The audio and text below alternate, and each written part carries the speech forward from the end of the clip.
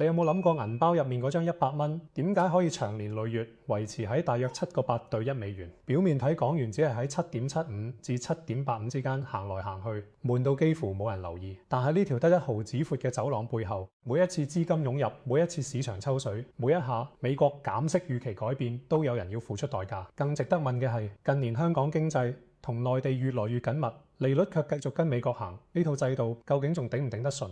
短期之內，港元突然脫鈎機會仍然相當低，聯繫匯率有清楚規則，有龐大外匯資產支持，銀行體系亦有成熟流動性安排，但短期唔會爆，唔代表制度冇成本，更加唔代表未來永遠原封不動。真正值得香港人關心嘅，唔係聽日朝早一開市會唔會變天，而係當經濟週期長期同美國錯位，利率、樓市、財政同民生要點樣一齊承受？好多朋友以為港元守住7.8係金管局每日坐喺交易台前見到個價喐就落盤。實際運作冇咁戲劇化，聯繫匯率採用貨幣發行局制度，銀行可以按既定匯價同金管局兌換港元同美元。去到7.75，市場想買港元買得太勁，金管局會買港元收美元。去到7.85，資金沽港元沽得太急，金管局就買港元交美元。換句話講，7.75同7.85唔係兩條裝飾線，而係兩道自動閘門，資金流入，港元供應增加，銀行體系水位上升，短期息口通常會落，資金流走。港元供應收縮，水位下降，本地息口便有上升壓力。呢套機制最聰明嘅地方係利用利率同套，等把匯價推返入區間。最辛苦嘅地方亦係同一處，因為調節匯率嘅責任最終會落喺本地資金、成本同資產價格身上。2025年就係一堂好清楚嘅實戰課。金管局半年報告顯示，嗰年4月至5月股票集資活動增加，加上市場對港元需求突然轉強，港匯多次觸及7.75。強方兌換保證一共被觸發4次，金管局賣出1294億港元，銀行體系總結餘由447億快速升到1741億，水一多港元拆息便容易低過美元利率，套戥盤自然出現。投資者借平港元換成美元，賺兩邊息差。去到6月尾至8月中，方向完全調轉，港匯12次觸及7.85。弱方金管局買入1199億港元，總結餘又由高位跌返去8月底約541億。短短幾個月先放水再收水，有人見到呢種兩邊觸發就話制度開始失控，呢個判斷太快。相反，兌換保證能夠按規則運作，正正證明閘門有開有收套，鄧渠道仍然暢通。真正異常之處唔係機制失靈，而係資金流向轉得又急又快。本地市場要喺短時間適應兩套完全相反嘅流動性環境，銀行定價、企業融資同流按壓力都會跟住搖擺。去到2026年，網上流傳過一個數字，話銀行體系總結餘已經跌到54億港元，差唔多見底。查翻金管局每日數據，6月中月註冊數字其實約為539億，唔係54億差一個零，故事已經完全唔同。500幾億算唔算低？同2025年5月高位比較當然低，但總結餘唔係外匯儲備，亦唔係防線剩餘彈藥，佢只係銀行喺金管局結算戶口嘅一部分餘額，用嚟反映即時銀行流動性。呢個區別非常重要。總結餘跌，拆息可能抽升，銀行爭取存款嘅動力會大咗，但唔可以由此推論香港快用盡美元。要睇聯繫匯率承受力，至少要分開3層。第一層係銀行體系即日結算資金，第二層係外匯基金可運用資產，第三層係政府財政同市場信心。將3層數字混埋講，聽落好驚人，分析上卻冇意思。外匯基金先係成套制度嘅資產底盤。到2025年底，外匯基金總資產約41,612億港元。全年投資收入約3374億，呢個規模足以解釋點解國際貨幣基金組織一直認為聯繫匯率有足夠信用支撐。支撐唔止來自資產數量，仲包括規則透明、銀行監管、審慎財政傳統，同香港經濟能夠調節工資價格同資金流。但大家要留意，資產多同完全冇風險係兩回事。外匯基金入面有債券、股票、外幣資產同其他投資，市值會升會跌，流動性亦各有分別。貨幣基礎相關資產有嚴格支持安排，唔等於每一蚊基金資產都可以當場拎去干預。講儲備時最穩陣嘅說法係香港有厚實防線，而唔係將總資產隨意市場某個數字再宣佈可以守幾多次。聯繫匯率最核心嘅交換條件其實寫得好白，香港揀咗穩定匯率，便要放棄大部分獨立貨幣政策。美國加息，本地利率長遠要跟；美國減息，本地亦會受牽引，中間可以因為資金供求出現時間差，卻唔可能長期反方向行。金管局自己嘅解釋亦承認，港美息差一旦拉闊，套戥同資金流便會推動本地利率靠翻近美元。問題係美國經濟同香港經濟未必同步，美國通脹高、消費強，聯儲需要維持較高利率，香港可能面對樓市調整、零售偏弱、中小企融資困難。香港想平息幫經濟唞氣，但匯率制度會限制空間。反過來美國經濟轉弱而大幅減息，香港資金有可能過度寬鬆，推高樓價同金融資產。呢個錯位從來都存在，只係當兩地經濟結構越走越遠，感受便會更明顯。截至2026年7月底，聯儲將聯邦基金目標區間維持喺離半至3厘75，即係3.5至3.75厘。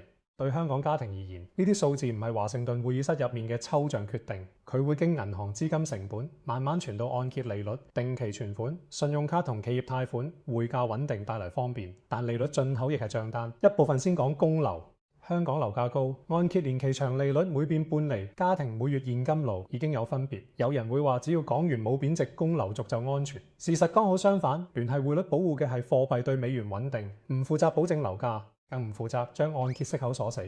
當總結餘收縮，港元拆息上升，採用浮息按揭嘅家庭會率先感受到樓市仲有第二層影響。高息會壓低買家承受價，發展商融資亦貴咗，銀行估價會更審慎，樓價一跌，業主財富感下降，消費自然縮手，商鋪裝修、家電代理佣金，全條鏈都會慢。於是美國為壓通脹而設嘅利率嚟到香港之後，可能落喺一個本身已經缺乏需求嘅經濟環境。呢個就係政策週期錯位最真實嘅樣。當然，存款者會見到另一面高息年代，定期存款終於有回報。退休人士未必要冒太大風險追股票或高息債，港元穩定亦減少持有本幣嘅匯率憂慮。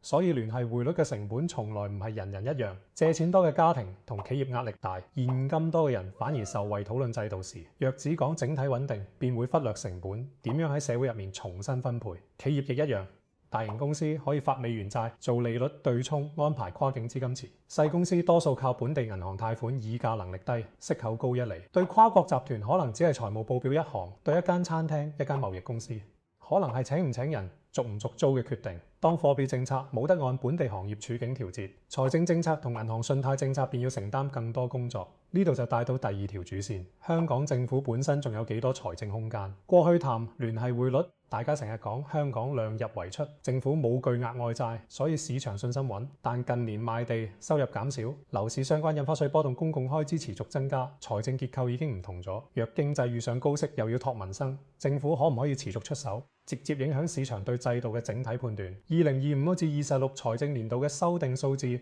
好容易被包裝成香港已經回復盈餘。細睇預算資料，經營帳有513億盈餘，但發債1550億，同時害債517億，計埋融資之後綜合盈餘只係29億，財政儲備約6572億。呢個結果唔算危機，但亦唔等於經常收入已經完全覆蓋所有基建同資本開支。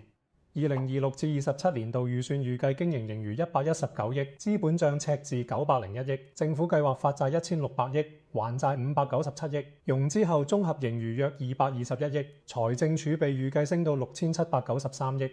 數字睇落轉正，背後有相當部分係發債帶嚟現金流，會計上可以講綜合盈餘。分析財政健康就要同時睇經營帳、資本帳同融資帳，唔可以只拎最後一行。發債本身唔係壞事。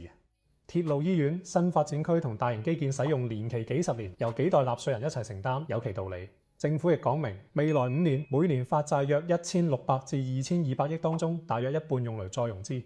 並強調唔會用發債支付經常開支。債務佔本地生產總值預計維持約1/4至接近2成。國際比較仍然唔算高，但市場睇嘅唔止係債務比例。市場會問項目有冇經濟回報，土地收入可唔可以恢復，經營盈餘可唔可以持續。發新債係建設未來，抑或只為蓋住舊缺口？聯繫匯率靠信心，財政透明就係信心一部分。若政府願意將經營資本同融資分開講清楚，投資者反而容易判斷。若用一個綜合數字將所有問題壓平，懷疑只會增加。有人會將香港同阿根廷相提並論，話貨幣發行局最後都係守唔住。歷史值得參考，但年份同背景一定要講準。阿根廷1比1釘住美元嘅兌換制度，喺2001年底崩潰，並於2002年正式結束，唔係近幾年先發生。當地長期財政失衡，外債沉重，銀行擠提，經濟缺乏彈性，最終令政府既守唔住財政，亦守唔住兌換承諾。香港同阿根廷最大分別，唔止係儲備多，香港銀行體系資本同流動性監管較嚴，貨幣基礎支持規則清楚，政府外幣資產雄厚，資金進出亦相對自由。國際金融中心仲有龐大支付、融資同資產管理活動，呢啲條件令投機者要挑戰港元，成本遠高過單純喺市場沽空一隻貨幣。不過阿根廷個教訓仍然有用，固定匯率從來唔會單靠外匯儲備永續運作，佢需要財政紀律、社會願意接受價格調整、銀行體系穩健同政治上持續兌現規則。只要其中幾項長期惡化儲備再厚，都只會變成倒數計時。香港現時未去到嗰一步，但亦冇理由因為今日防線夠厚就停止修補經濟競爭力同公共財政。再講第三條主線，人民幣。香港貿易旅遊企業盈利同內地經濟緊密相連，但貨幣錨仍然係美元。呢個結構有人形容為一隻腳踏兩條船，我覺得更準確嘅講法係香港同時接駁兩個巨大資金系統。美元提供全球融資結算同資產定價網絡，人民幣則連接香港最重要嘅實體經濟腹地，兩邊都重要，亦兩邊都有拉力。當美元強，美國利率高，港元會跟住偏強；若人民幣同期較弱，內地旅客來港消費會覺得貴，香港出口到內地嘅服務亦會失去部分價格優勢。零售同旅遊業感受到嘅匯率壓力未必來自港元對美元有變，而係港元對人民幣升值。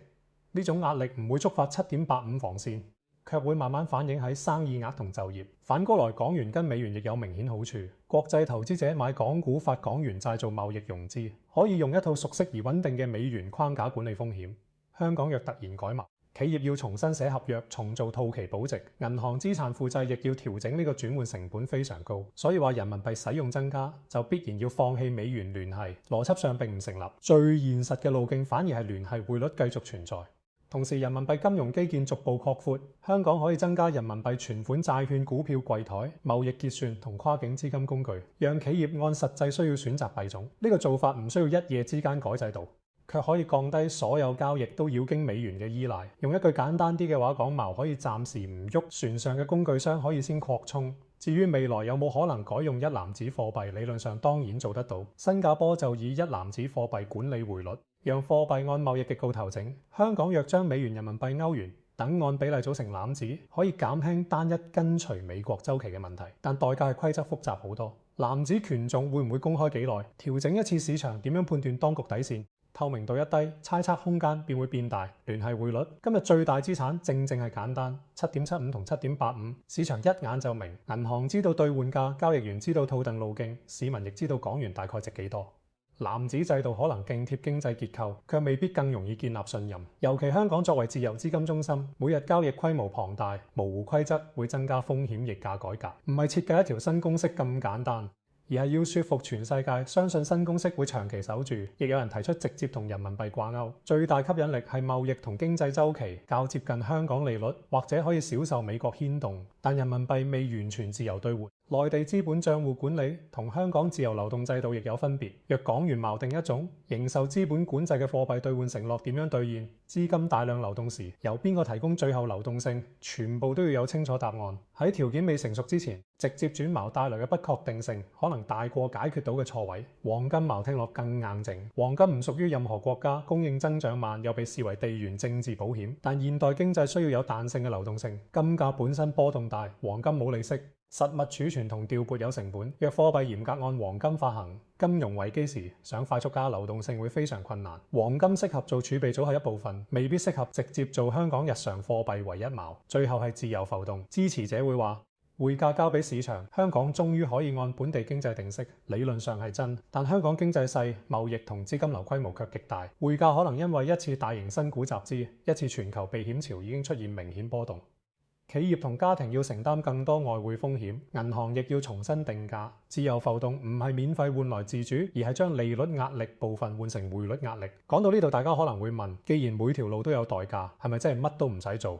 當然唔係，制度選擇從來唔係追求零成本，而係比較邊種成本香港最有能力承受。現階段維持聯繫匯率仍然有強大理由，但維持唔等於躺平。香港要做嘅係令經濟同財政更有彈性，減少每次美國週期改變時所有壓力都集中喺樓市同中小企。第一，財政帳要講得更清楚，經營開支、資本投資同發債融資應當持續分開評估，大型項目要交代回報、現金流同延誤風險。土地收入高時唔好當成永久收入，低時亦唔好單靠賣資產填動穩定，而可預測嘅財政比某一年勉強錄得盈餘更能支持貨幣信心。第二，住宅市場要降低對超低息嘅依賴。過去多年，平錢令供款能力同樓價綁得太緊，一轉高息，家庭便急速收縮消費增加，租住選擇改善公私營房屋供應節奏，審慎管理按揭成數，都可以令利率衝擊冇咁集中。聯繫匯率唔負責托樓市。房屋政策亦唔應該假設平息永遠存在。第三，要擴闊企業融資，中小企若只得一間銀行，一種浮息貸款，貨幣環境一收緊便冇路行，債券、供應鏈融資、擔保計劃同人民幣融資工具都可以分散風險。當然，政府擔保唔可以變成長期開支審批，亦要睇企業有冇真實經營能力。重點係提供多一條路，而唔係幫所有商業風險包底。第四，繼續建設人民幣生態，但要守住自由兌換同法治預期。香港最有價值嘅角色唔係二選一，而係讓國際資金接觸內地，讓內地資金連接全球，人民幣產品愈豐富。香港面對美元週期時便多一層緩衝，同時美元市場嘅深度亦令香港繼續擁有國際融資優勢。兩套網絡可以並行，關鍵係規則穩定。對普通觀眾而言，成日聽宏觀數字可能好遙遠，其實有幾項指標值得每個月望一望。第一係港匯位置，長期貼住7.85，代表資金偏向流出，或港美息差誘發套戥；長期貼住7.75，就代表港元需求強，觸及邊界本身唔等於危機，要配合持續時間同成交背景判斷。第二係銀行體系總結餘同港元拆息，總結餘快速下降，短期拆息通常較易抽升，但某一日餘額低，未必代表銀行缺錢，要睇金管局操作季結招股凍結資金同銀行存款競爭，將利率同流動性一齊睇，先知道壓力係暫時技術因素定係持續資金外流。第三係外匯基金資產同投資表現，投資收入每年會因為股債市場而大上大落，唔應該將一次豐收當經常收入，亦唔應因一年虧損就話防線消失。更重要係資產負債匹配、貨幣基礎支持比率同當局有冇繼續按既定規則公佈數據。第四係財政儲備同經營帳，發債可以令綜合現金結餘轉正，但經營收入若長期追唔上經常開支，遲早會蠶食空間。財政儲備約6000幾百億仍然可觀，不過教育、醫療福利同公務員開支都具黏性。人口老化之下，靠一次性土地收入解決長期責任風險會越來越高。第五係香港同美國嘅經濟溫差，若美國增長強、通脹高，香港卻失業上升、消費弱、利率錯位，成本便會放大。若兩地週期接近，聯繫匯率運作會舒服好多。觀察制度壓力，唔好只望美元對港元一個價，要望通脹、就業、樓價、信貸同零售一整組數據。第六係人民幣跨境使用。人民幣存款點心債貿易結算同互聯互通產品若穩步增長，代表香港有更多方法處理同內地相關嘅現金流。呢個趨勢未必會令港元馬上改貌，卻會改變未來選擇。貨幣制度通常唔係某晚突然改寫，而係市場基礎經過多年累積，去到條件成熟先出現政策轉向。有人擔心地緣政治會唔會一夜之間令美元資產失效？呢個風險唔可以當零，但亦唔適合誇大。香港外匯基金會分散資產。銀行亦有壓力測試，真正需要嘅係持續提升結算渠道抵押品安排同流動性後備，最差情景管理要做，日常判斷卻仍應建基於已發生數據，而唔係每一則傳言。我自己認為，未來幾年最可能見到嘅唔係突然脫鈎，而係制度外圍不斷加厚，人民幣結算更多，政府債券市場更大，流動性工具更多元，銀行對不同幣種嘅管理更細，聯繫匯率核心可以保持。香港金融系統就喺外圍逐步適應一個美元仍然主導人民幣份量同時上升嘅世界，但有一條紅線必須認真看待。若財政長期依賴發債支付日常開支，聯繫匯率嘅信任成本就會升。市場若懷疑政策規則會隨時改變，結果亦一樣。貨幣制度最怕唔係有人唱淡，而係當局自己令規則變得難以預測、透明數據、可檢驗承諾同審慎銀行監管，往往比口號更有用。另一個紅線係銀行資產質素，高息加樓價調整，最先影響發展商同升壓跌產，再經抵押品價值傳到銀行。香港銀行資本水平一直較穩健，但穩健唔等於可以忽略集中風險。監管機構要繼續要求銀行做壓力測試，確認撥備同處理個別機構流動性。只要銀行體系仍有信心，匯率壓力通常可以經利率調節。若銀行信心一齊受損，問題便會複雜好多。大家亦唔好將投機者想像成有無限子彈，要持續沽空港元。投資者要借港元付利息，並承受金管局收緊流動性之後嘅融資成本。1998年亞洲金融風暴，香港面對嘅就係匯市同股市雙重壓力。其後制度加入強弱方兌換保證，銀行監管同市場基建亦不斷改善。今日防線唔係30年前嗰一套，不過歷史亦提醒我哋，守得住匯價唔等於經濟冇傷。利率抽高，資產價格下跌，失業增加，本身就係調節過程。制度能夠贏一場投機戰，市民仍可能為經濟收縮付帳。所以政策目標唔應該只係宣佈7.8冇失守，而係盡量令調節過程有秩序，避免最脆弱家庭同企業承受全部衝擊。如果你係供樓人士，最實際做法唔係估脫歐日期，而係計算息口再升一厘，家庭現金流仲剩幾多固定開支預留緩衝，避免將所有儲蓄壓喺同一項資產。若收入同港元有關，借入外幣更要小心。匯率穩定會令人低估外幣風險，但一旦收入負債幣種錯配，細幅變化都可以放大。如果你經營公司，就要睇清楚合約用咩幣結算，收入係人民幣，成本係港元，貸款係美元，三邊變化會同時影響利潤。自然對沖遠期合約同分散融資幣種未必可以增加銷售，卻可以減少一場匯率波動，摧毀全年利潤。規模細更加要簡單管理，唔好為追少少息差做過度槓桿。如果你係投資者，亦唔應將港元脫歐當成一注單向賭局。政策選擇有多個路徑，時間可以好長，期間利息成本同市場波動足以令方向睇啱都輸。較理性嘅做法係按自己支出、貨幣配置資產、分散地區幣種同期限。宏觀判斷用嚟管理風險，唔係用嚟製造必勝幻覺。聯繫匯率仲有一項經常被低估嘅作用，就係進口物價。香港大部分食品、能源、藥物同消費品靠入口，港元跟住美元偏強。買入以其他貨幣計價嘅貨物時，有機會抵消一部分海外加價，尤其當日元、歐元或者人民幣相對美元轉弱，香港入口商理論上會得到匯率緩衝。至於減價會唔會傳到消費者，就要睇運輸租金、人工同零售競爭，唔可以見港元升貶，假設超市貨價一定跌。另一邊，美元轉弱時，港元亦會跟住走遠入口，能源同原材料有機會貴咗通脹，便會由外面傳入。對香港呢類細小開放經濟體，匯率穩定唔代表購買力永遠穩定，佢只係將港元對美元嗰部分鎖住港元對歐元、日元、人民幣同商品價格仍然會變，市民感受到嘅生活成本最終由一籃子實際消費決定。唔係由美元對港元一條線決定，旅遊同零售更加直接。若港元跟美元強，而人民幣較弱，內地旅客換港元時會覺得香港貴食飯、酒店、化妝品價錢，即使1蚊都冇加，換算返人民幣已經上升。香港人北上消費就剛好相反，同一張港元鈔票喺深圳可以買多啲商場人流，點解轉變？除咗服務同產品差異，匯率亦係背後推力。呢種消費流向會進一步影響鋪租同就業，旅客減少，零售商仍然馬落。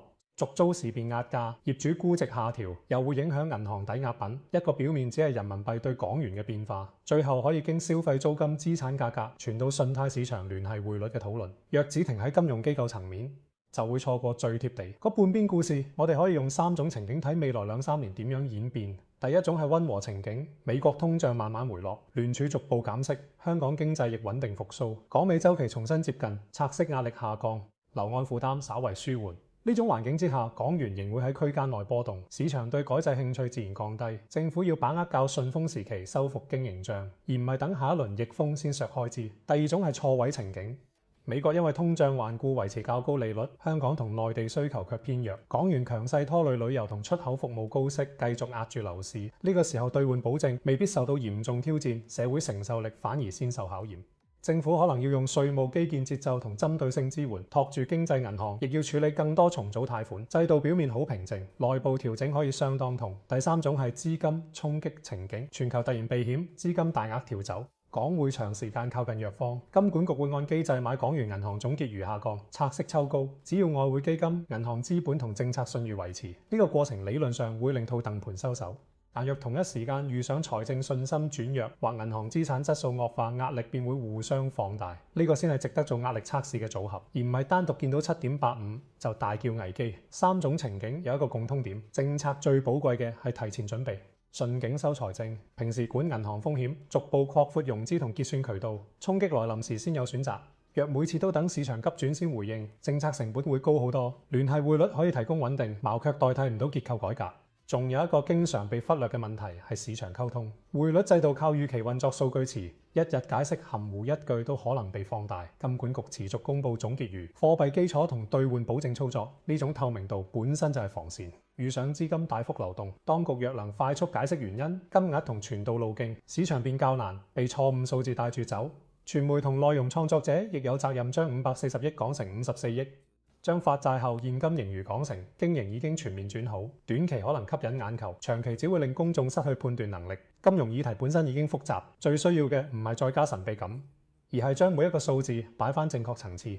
聽眾知道邊項係事實，邊項係推演，先可以作出自己決定。對政策制定者而言，亦應定期說明幾條替代路線嘅條件，唔一定代表準備改制，而係讓市場知道若全球貨幣格局出現重大變化，香港會按邊啲原則評估貿易結構、資本自由度、人民幣可兌換程度、銀行合約轉換成本都可以公開討論。有準備嘅制度比拒絕討論嘅制度更有韌性，因為信心來自理解，並唔係來自沉默。去到最後，我哋可以將成件事濃縮成3句話。第一，聯繫匯率今日仍有實力。